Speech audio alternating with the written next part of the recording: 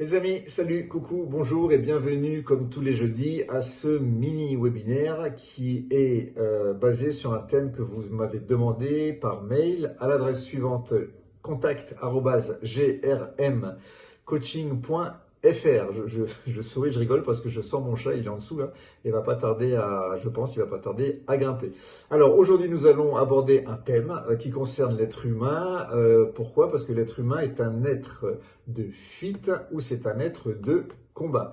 Donc, Gabriel, coach et formateur en entreprise, et ce que nous allons explorer aujourd'hui, c'est tout simplement une notion fondamentale pour tous, que vous soyez créateur, dirigeant d'entreprise, sportif, parent, copain, copine, tout ce que vous voulez. L'être humain et sa dualité entre fuite et combat. C'est notre thème aujourd'hui. Comprendre cette dynamique est essentiel pour développer votre courage et votre capacité à agir face à l'inconnu. Alors pour commencer, il faut savoir quand même que notre cerveau, il a été programmé pendant des millénaires pour survivre en priorité. À chaque fois que nos ancêtres étaient confrontés à un danger, quand ils sortaient de leur grotte, par exemple un prédateur, une tempête, la faim, la meilleure réaction était assez souvent de fuir. Et cette réaction de fuite n'est pas un défaut, c'est tout simplement un réflexe de survie. Aujourd'hui, même si les prédateurs ont disparu, pour certains parce qu'il en reste encore, notre cerveau va nous envoyer quand même des signaux de prudence à chaque fois que nous sortons de notre zone de confort. Et c'est exactement ce qui se passe lorsque vous pensez à lancer, par exemple, un nouveau projet, quand vous devez prendre une décision qui pour vous semble risquée, ou simplement changer votre manière de travailler. Il y a une part de vous-même qui va vous crier, qui va vous envoyer un message qui dit « Reste là où c'est sûr, n'avance pas, ne prends pas de risques ».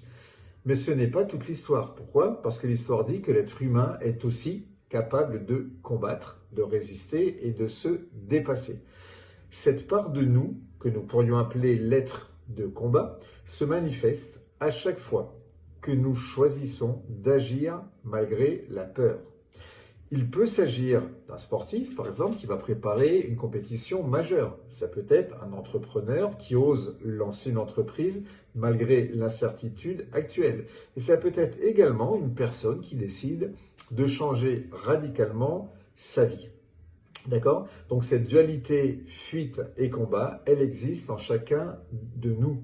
Et c'est précisément cette tension qui va rendre le courage possible. Afin de rendre cette notion plus concrète, prenons un exemple. Imaginons un dirigeant qui souhaite lancer un nouveau produit. Donc il va ressentir de la peur de l'échec, la peur du regard, la peur de perdre de l'argent, la peur des critiques. Cette peur, c'est le signal qu'il est en face à un défi qui compte pour lui. Mais s'il choisit de reculer, il va rester donc dans sa zone de confort et surtout il ne va pas progresser. Néanmoins, s'il choisit d'avancer, malgré la peur, donc de sortir de sa zone de confort, il va activer sa capacité de combat et chaque action, même imparfaite, va le rapprocher de son objectif. Vous pouvez également penser à des exemples sportifs. Par exemple, prenons Hugo Boucheron, champion olympique français d'aviron. Et c'est un excellent exemple. Pourquoi? Parce que le monde entier retiendra uniquement les 6 minutes et 33 secondes, je crois, de mémoire, de sa finale olympique où il est médaille d'or. Mais personne ne va retenir et n'a vu les milliers d'heures d'entraînement, les réveils à l'aube, les douleurs, les échecs et les moments de doute, tous les moments où il a eu besoin de courage. Le courage, c'est justement ce travail silencieux, invisible aux yeux des autres, qui permet d'atteindre des performances extraordinaires et sa médaille d'or a beaucoup plus de valeur pour lui que nous. Donc pour les entrepreneurs, c'est à peu près la même chose. Les résultats visibles, par exemple le chiffre d'affaires, les bénéfices, ça ne reflète pas la valeur réelle. La valeur, c'est tout ce qui a été construit en amont, étape après étape, micro-action après micro-action, courage après courage.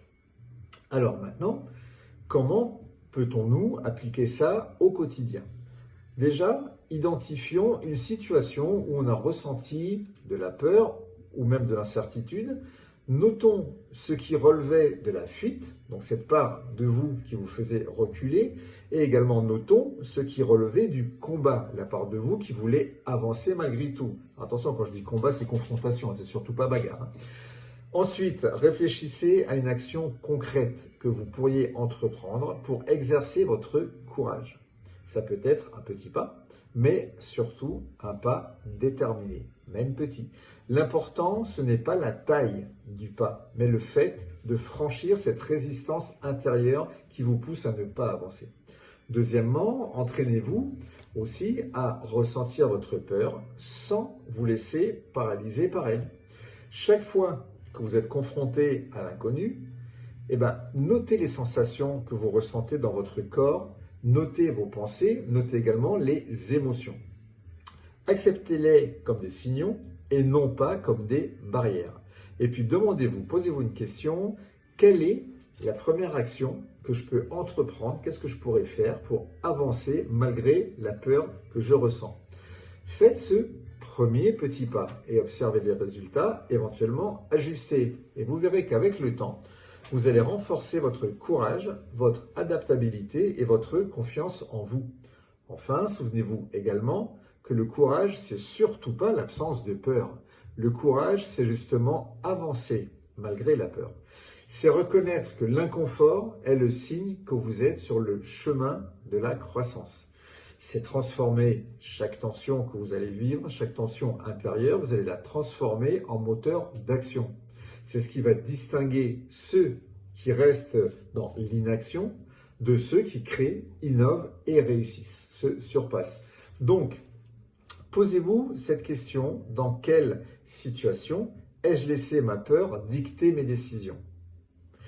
Et que puis-je faire aujourd'hui, même un tout premier petit pas pour franchir cette peur et avancer vers mon objectif? Notez votre action concrète, engagez-vous réellement à la concrétiser cette semaine et observez comment cette décision va modifier votre perception de vous-même et de vos capacités. Chaque acte courageux va vous rapprocher de la personne que vous souhaitez devenir et transforme progressivement votre zone de confort. Le courage n'est pas spectaculaire, mais il est cumulatif. Chaque petit pas que vous allez engendrer compte. Commencez dès aujourd'hui. Et vous allez vite vous rendre compte, vous allez vite vous apercevoir de la différence que cela va engendrer dans votre vie personnelle, mais également professionnelle. Donc n'oubliez pas les étapes quand vous sortez de cette fameuse zone de confort, parce qu'il faut du courage. Elle va vous amener vers la zone de peur, qui va vous amener vers la zone d'apprentissage, puis dans une zone de croissance qui deviendra par la suite votre zone de confort et vous repartirez dans ce cycle, etc. etc. D'accord?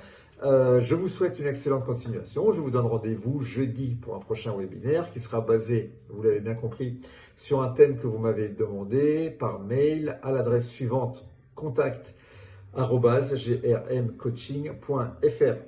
Je vous souhaite une excellente continuation à toutes et à tous. Prenez soin de vous. À très bientôt. Bisous. Bye bye. Ciao, ciao.